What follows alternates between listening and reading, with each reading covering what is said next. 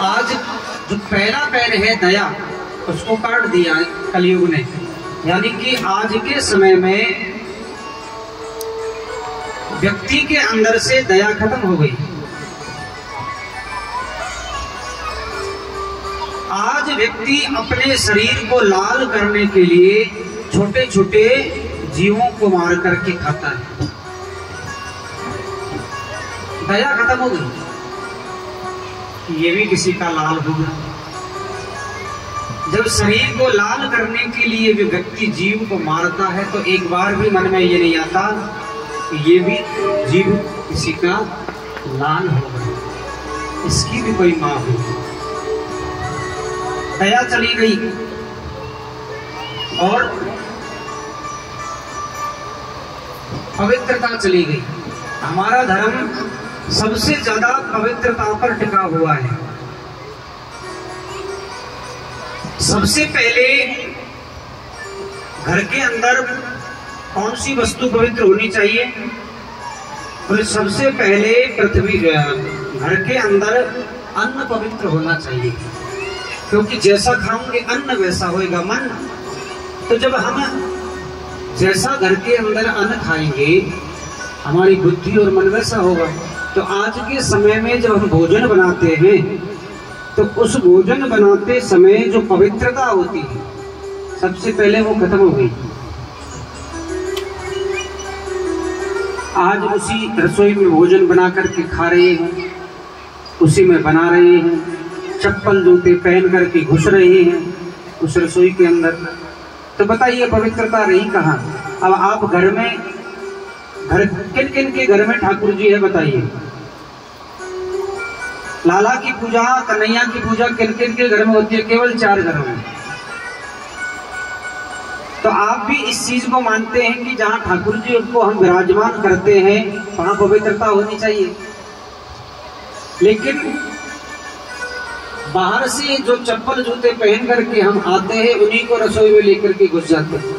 पहले बड़े बूढ़े आपने देखे होंगे, पहले बड़ी बूढ़ी जो माताएं हैं वो क्या करती थी कि जब रोटी बनाती थी चूल्हे पर तो पहले उस चूल्हे को पोतती थी। जो खड़ी आती है ना उससे वो पोता लगाती थी, हाँ पोंछा लगाती थी, और तब जा करके भोजन, बिना नहाए भोजन नहीं बनाती थी। जो बर्तन है, तया है ना रोटी बनाने का तया, उसको भी धोती थी, धो करके बनाती थी। लेकिन आज सब कुछ चेंज हो गया, बदल गया, और इसलिए नाम भी बदल गया, रसोई का नाम भी बदल गया। पहले कहते थे रसोई, अब क्या कहते हैं? किचन। रसोई जो है उसमें भगवान का भोजन बनता है और किचन में क्या होगा? किच किच, हाँ किच किच होगी। हर घर में देख लेना आप कभी भी, मैं मेरे मन से नहीं बता रहा हूँ, देख के भी बता रहा हूँ।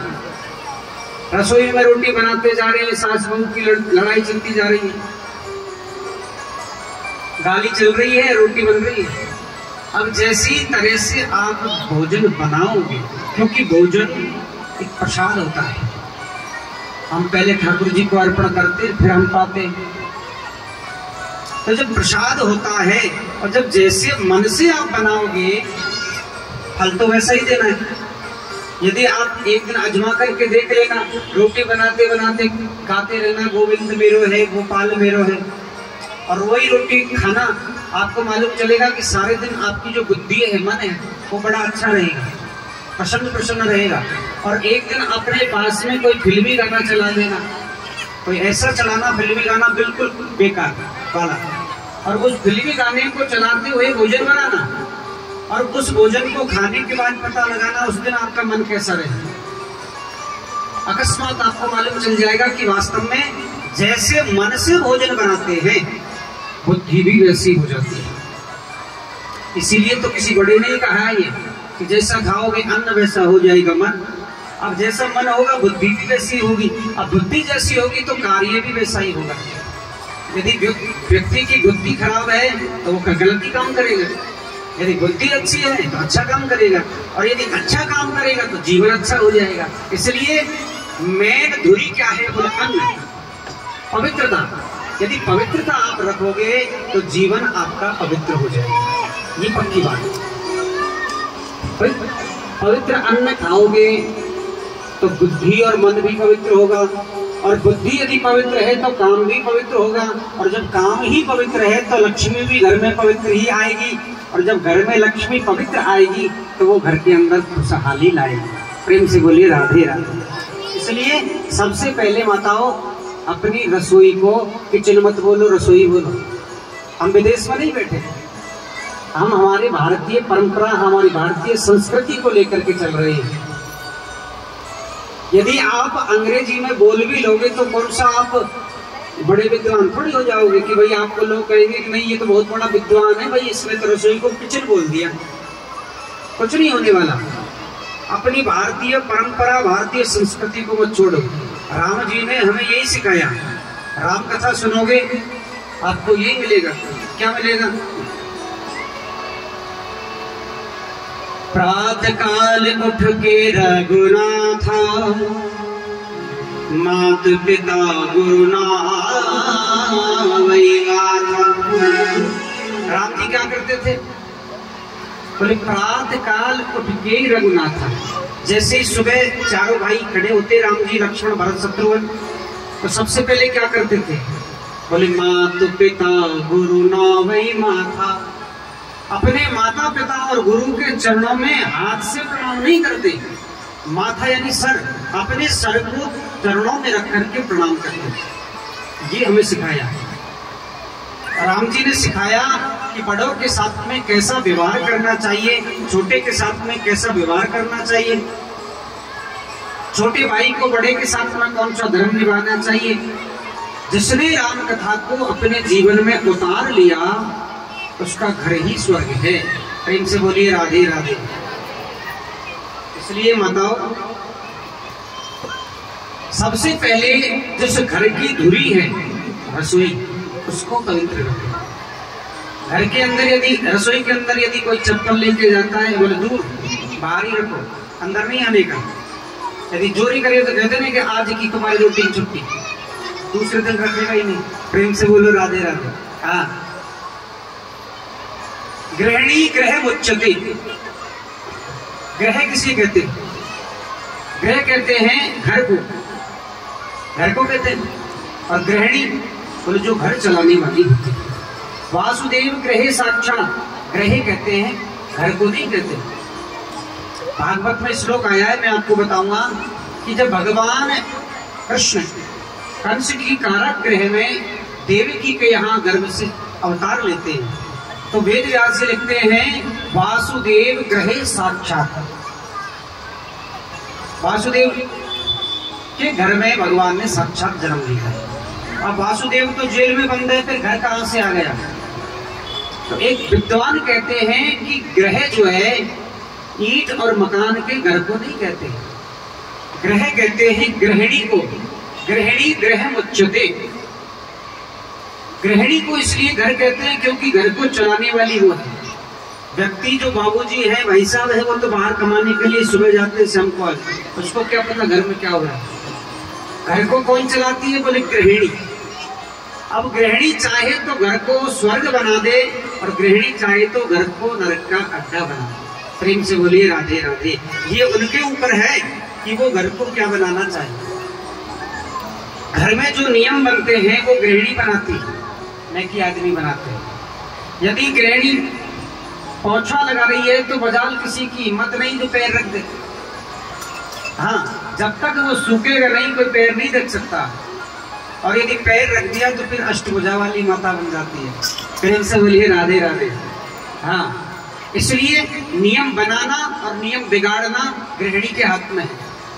गृहिणी चाहे तो घर को स्वर्ग बना दे, अपने बेटों को, अपने संतान को सुंदर शिक्षा दे, सुंदर संस्कार दे सकती है। कहते हैं कि यदि एक माँ चाहे तो बेटे को बहुत बड़ा विद्वान बना दे, और माँ चाहे तो अपने बेटे को एक बहुत बड़ा डाकू लुटेरा बना दे। पहली गलती पर यदि माँ ने बेटे को माफ कर दिया तो समझ लो कि पहली सीढ़ी मजबूत हो गई, और पहली गलती पर यदि माँ ने डांट दिया तो जीवन में कभी वो गलती नहीं करेगा।